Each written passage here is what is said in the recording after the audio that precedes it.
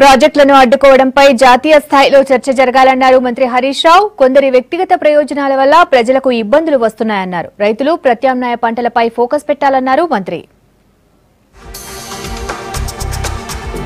దేశంలోని కొన్ని చట్టాల వల్ల ప్రాజెక్టుల నిర్మాణంలో ఇబ్బందులు వస్తున్నాయన్నారు ఇరిగేషన్ మినిస్టర్ హరీష్ రావు. దీంతో ప్రజలపై మరింత భారం పడుతుందన్నారు.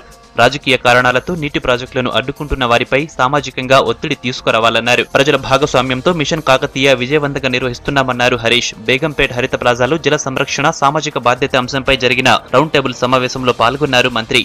సరే, దురదృష్టవశాత్తు మన చట్టాలు ఎట్లున్నాయంటే మన దేశంలో ఏదైనా పని వేగంగా చేద్దాం ప్రజల కోసం అంటే కొన్ని ఇబ్బందికరమైన చట్టాలు కూడా ఉన్నాయి. ఇంజనీర్స్ ఉన్నారు ఇక్కడ, వారికి బాగా తెలుసు. ఒక బ్యారేజ్ కట్టాలి మేము గోదావరి నది మీద. ఆ బ్యారేజ్ కట్టడం ద్వారా ఏం జరుగుతుంది? ఎకలాజికల్ బ్యాలెన్స్ జరుగుతుంది. అక్కడ నీరు నిలిస్తే ప్రకృతి మరింత బలపడే విధంగా, అక్కడ నీరుంటే పక్షులకు కావచ్చు, చేపలకు కానీ, ఆ చుట్టుపక్కల ఉండే రైతులకు కానీ, గోదావరి నదిలో నీళ్లుంటే అందరికి ఉపయోగపడతాయి. కానీ మాకేంటంటే చట్టాలు మన దేశంలో ఎట్లున్నాయి, అది కట్టాలంటే మీరు ఎన్విరాన్మెంట్ క్లియరెన్స్ తేవాలి.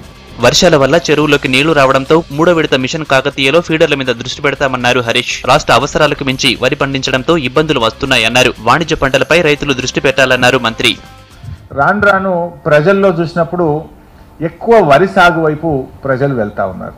అంటే దీని విషయంలో కూడా నిజానికి చర్చ జరగాల్సిన అవసరం ఉంది. మన రాష్ట్ర అవసరాలకు మించిన ప్యాడీ వస్తున్నది. వెజిటబుల్ ఏమో లేదు, ఇతర రాష్ట్రాల నుంచి రోజు వెజిటబుల్స్ వస్తున్నాయి.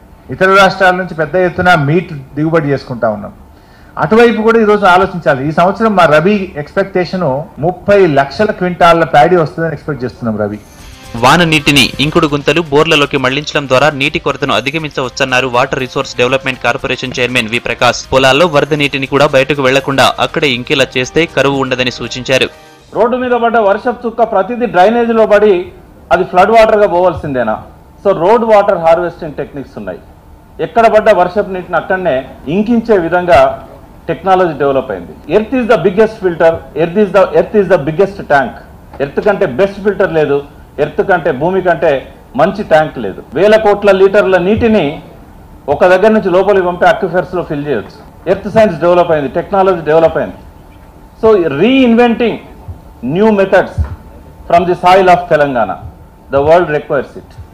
ఇరిగేషన్ శాఖ వాక్ ఫర్ వాటర్ సంస్థతో కలిసి ఏర్పాటు చేసిన రౌండ్ టేబుల్ సమావేశంలో టీఆర్ఎస్ ఎంపీలు బుర్ర నరసయ్య గౌడ్, బీబీ పాటిల్, నీటిపారుదల రంగ నిపుణులు, స్వచ్ఛంద సంస్థ సభ్యులు, విద్యార్థులు హాజరయ్యారు.